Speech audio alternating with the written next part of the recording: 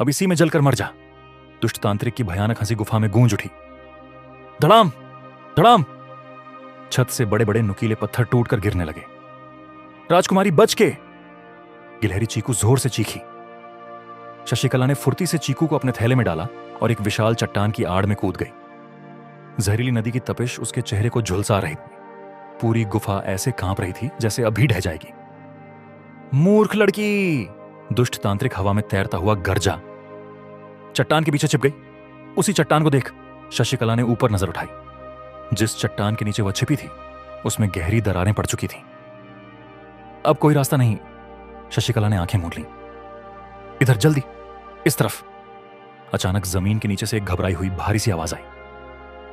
शशिकला ने नीचे देखा। मिट्टी में एक छोटा सा बिल था और उसमें से 2 चमकदार आंखें उसे घूर रही थीं। राजकुमारी जी, देर मत करो, अंदर आ जाओ, पत्थर गिर रहा है। सोचने का समय नहीं था। शशिकला ने अपनी कटार जमीन में घोंपी और बिल को थोड़ा चौड़ा किया। ठीक उसी पल धड़ाम, वह विशाल चट्टान वहीं गिर पड़ी जहां एक पल पहले शशिकला खड़ी थी। अंदर, जल्दी, आवाज फिर गूंजी। शशिकला घुटनों के बल रेंगती हुई उस अंधेरे बिल में घुस गई। चीकू फुर्ती से उसके कंधे से कूदकर अंदर चला गया। बाहर से दुष्ट तांत्रिक की चीख सुनाई दी। कहां गई? कहां गायब हो गई? नहीं, यह नहीं हो सकता। गुस्से में उसने जहरीली नदी में काला जादू फेंका। पूरी गुफा कांप उठी और बिल का मुंह पत्थरों से बंद हो गया। बाल बाल बचे, चीकू ने कांपती आवाज में कहा। शशिकला ने अंधेरे में आंखें खोली। वह एक तंग मिट्टी की सुरंग में थी। उसके सामने एक मोटा ताजा मखमली सा छूंदर खड़ा था, नाक पर चश्मा टिकाए। तुम कौन हो? शशिकला ने सांस संभालते हुए पूछा। मैं हूं गोलू, छूंदर ने चश्मा ठीक करते हुए कहा। मैं इस मायाजाल के नीचे रहने वाला हूं और राजकुमारी जी, आपने मेरी जान बचाई है। पर जान तो तुमने हमारी बचाई, चीकू बोला। गोलू की आंखों में गुस्सा भर आया। यह जहरीली नदी कभी साफ पानी का झरना थी। हम सब उसी से जीते थे। जब से इस दुष्ट तांत्रिक ने बोलते जंगल को मायाजाल बना दिया है, हमारा पानी जहर बन गया है। शशिकला समझ गई, यह लड़ाई सिर्फ उसकी नहीं है। मैं जादुई फूल लेने आई हूं, उसने कहा, और इस तांत्रिक को रोकना भी जरूरी है। गोलू हंसा। तो फिर ऊपर से नहीं जाओगी, नीचे से जाओगी? नीचे से? चीकू ने हैरानी से पूछा। हां, गोलू ने सुरंग की दीवार पर नाक से नक्शा बनाते हुए कहा। तांत्रिक सिर्फ जमीन के ऊपर पहरा देता है। उसे नहीं पता कि जहरीली नदी के नीचे हम पाताल निवासियों ने गुप्त रास्ता बना रखा है। शशिकला की आंखों में उम्मीद लौट आई। क्या तुम हमें उस पार ले चलोगे? बिल्कुल, गोलू बोला। बस नाक बंद रखना, बदबू तेज है। गोलू आगे आगे चल पड़ा। शशिकला और चीकू उसके पीछे। वे तंग गीली सुरंग से होते हुए जहरीली नदी के ठीक नीचे से गुजरे। ऊपर उबलते जादू की खदबद आवाजें साफ सुनाई दे रही थीं। कुछ देर बाद सुरंग ऊपर उठने लगी। आ गए, गोलू बोला। बस इस पत्थर को हटाइए। शशिकला ने पूरी ताकत लगाई। पत्थर हटा और रंगों की रोशनी ने आंखें चौंधिया दी। वे माया जाल की गुफा से बाहर थे। सामने एक अद्भुत घाटी फैली थी। नीली घास, चांदी जैसे पेड़, लाल पत्तियां और आसमान में कई इंद्रधनुष एक दूसरे को काटते हुए एक ही जगह जमीन को छू रहे थे। वाह, चीकू की आंखें चमक उठी। यही है, शशिकला बोली। यहीं कहीं जादुई फूल होगा। सावधान रहना राजकुमारी, गोलू ने कहा। यह घाटी सुंदर है, पर इसकी हवा भी पहेलियां पूछती है। यह कहकर गोलू सुरंग में वापस चला गया।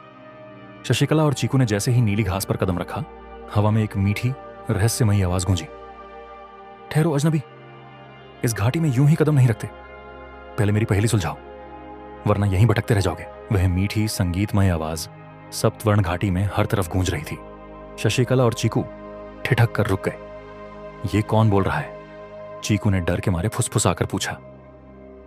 यह इस घाटी की आत्मा है चीकू, शशिकला ने खुद को संभालते हुए कहा। हमें डरना नहीं है, उसने ऊंची आवाज में कहा। हे सप्तवर्ण घाटी की दिव्य आत्मा, हम यहां कुछ चुराने नहीं आए हैं, हम मदद मांगने आए हैं। मेरे पिता मृत्यु शैय्या पर हैं। हवा में एक पल के लिए गहरी खामोशी छा गई। फिर वही आवाज दोबारा गूंजी, इस बार और भी स्पष्ट और गंभीर। सच्चे दिल की पुकार हमने सुनी है, पर नियम तो नियम है।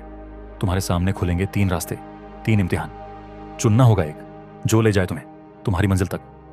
आवाज के थमते ही घाटी में चमत्कार हुआ। नीली घास पर शशिकला के सामने 3 अलग अलग रास्ते उभर आए। पहला रास्ता सोने की ईंटों से बना था। उस पर हीरे जवाहरात ऐसे चमक रहे थे कि आंखें चौंधिया जाईं। उसे देखते ही मन लालच से भर जाता था। दूसरा रास्ता काले नुकीले पत्थरों का था। उसके अंत में एक धुंधला सा सिंहासन दिखाई दे रहा था, ऐसा सिंहासन जो पूरी दुनिया पर राज करने की शक्ति का वादा करता था। तीसरा रास्ता एक सादा मिट्टी का रास्ता था। उसके दोनों ओर मुरझाए हुए उदास फूल लगे थे और वह रास्ता सीधा उस जगह जा रहा था जहां इंद्रधनुष जमीन को छू रहे थे। वाह राजकुमारी जी, पहला रास्ता चुनिए। चीकू खुशी से उछल पड़ा। देखिए कितने हीरे मोती हैं, इन्हें ले जाकर हम सोमगढ़ में दुनिया के सारे वैद्य बुला सकते हैं और मेरे लिए ढेर सारे अखरोट भी। शशिकला मुस्कुराई, लेकिन उसकी आंखें उस तीसरे सादे रास्ते पर ही टिकी रहीं। नहीं चीकू, उसने शांत स्वर में कहा। फिर उसने हवा की ओर देखते हुए कहा, हे घाटी की आत्मा, मुझे पहले रास्ते का कोई लालच नहीं है। सोमगढ़ का असली खजाना मेरी प्रजा का प्यार है, जो मेरे पास पहले से है, और मुझे दूसरे रास्ते की शक्ति भी नहीं चाहिए। शशिकला ने आगे कहा, मुझे राज नहीं करना, मुझे बस अपने पिता की सेवा करनी है। उसने तीसरे रास्ते की ओर इशारा किया। मेरे पिता के बिना मेरा हृदय भी इन मुरझाए फूलों जैसा ही सूना है। मैं सिर्फ नब कमल के लिए आई हूं, जो उन्हें जीवन दे सकता है। मैं इसी तीसरे रास्ते को चुनती हूं। जैसे ही शशिकला ने यह कहा, पहले दो रास्ते, सोने वाला और शक्ति वाला, फूसफूस की आवाज के साथ धुएं में बदलकर गायब हो गए। शाबाश राजकुमारी, वही मीठी आवाज हंसी। तुम पहली इंसान हो जिसने सही रास्ता चुना। सदियों पहले एक तांत्रिक जटाशंकर यहां आया था। उसने लालच में शक्ति वाला रास्ता चुना और इस घाटी ने उसे धोखेबाज समझकर हमेशा के लिए बाहर फेंक दिया। पर तुम्हारा हृदय शीशे की तरह साफ है। तुम्हारे लिए, वह आवाज बोली, कोई रास्ता मुरझाया हुआ नहीं रह सकता। और तभी चमत्कार हुआ। तीसरे रास्ते पर जहां जहां मुरझाए फूल थे, वहां पलक झपकते ही हजारों रंग बिरंगे चमकते फूल खिल उठे। पूरा रास्ता एक सुगंधित फूलों की सेज बन गया। जाओ राजकुमारी, आवाज बोली, तुम्हारी मंजिल सामने है। शशिकला और चीकू उस महकते रास्ते पर दौड़ पड़े। रास्ता उन्हें सीधे उस स्थान पर ले आया जहां सातों इंद्रधनुष जमीन को छू रहे थे। वह जगह किसी स्वप्न से कम नहीं थी। एक छोटा सा हरा मैदान मुलायम मखमली घास से ढका हुआ। बीचों बीच एक छोटा सा तालाब था, जिसका पानी पानी नहीं बल्कि पिघली हुई चांदनी जैसा चमक रहा था। और उसी तालाब के बीचों बीच एक अकेला फूल खिला था, नब कमल, नीले रंग का, तारों सी चमकती पंखुड़ियों वाला। उसे देखते ही मन में अजीब सी शांति उतर आती थी। मिल गया राजकुमारी जी, चीकू खुशी से नाच उठा। हमने कर दिखाया।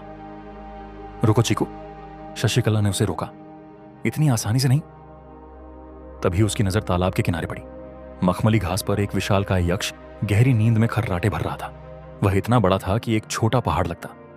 उसका शरीर कई और घास से ढका था, मानो सदियों से वहीं सोया हो। और नब कमल का तालाब सीधे उसकी नाक के सामने था। ओह नहीं, शशिकला ने माथे पर हाथ रख लिया। अगर यह जाग गया तो हमें पल भर में कुचल देगा। मैं जाता हूं, चीकू ने साहस दिखाया। मैं छोटा हूं, चुपके से जाऊंगा, फूल लेकर लौट आऊंगा। इससे पहले कि शशिकला उसे रोक पाती, चीकू दबे पांव घास में छिपता हुआ सोए हुए यक्ष तक पहुंच गया। वह उसके विशाल हाथ पर चढ़ा, फिर उसकी नाक पर। तालाब बस एक छलांग दूर था। तभी चीकू के थैले से एक छोटा सा अखरोट निकलकर सीधे यक्ष की नाक पर गिर पड़ा। खर्राटे, रुक गए, कौन है? एक भारी नींद में डूबी गड़गड़ाती आवाज गूंजी। चीकू डर के मारे वहीं जम गया। और तभी उस विशाल यक्ष की एक आंख धीरे धीरे खुल गई। कहानी का अगला भाग जानने के लिए बने रहे हमारे चैनल पर।